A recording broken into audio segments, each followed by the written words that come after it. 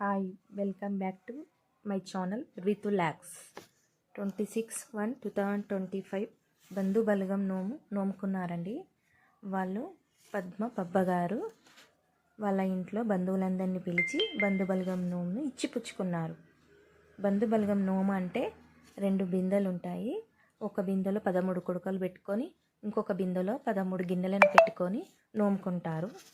ఇలా బయట నుంచి ఎదురుకోళ్ళు తీసి తమలసన్నాయి సౌండ్తో లోపలికి వచ్చాక ఆ నోము ఎవరికి ఇస్తారో వాళ్ళు బొట్టు పెట్టి ఆ బిందెలను కిందికి దింపుతారు. అలా పద్మగారు చాలా బాగా ఈ కార్యక్రమాన్ని నిర్వహించారు. తాను ఇంకొక 108 కిలోల నువ్వులు 108 కిలోల బెల్లం కూడా నోముకున్నారండి. ఇలా వచ్చిన బంధువులందరికీ 1 కేజీ బెల్లం 1 కేజీ నువ్వులతో పాటు చీర పెట్టి పసుబొట్టు ఇవ్వడం జరిగిందండి.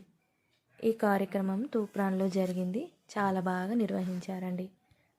పద్మగారు నిర్వహించారు.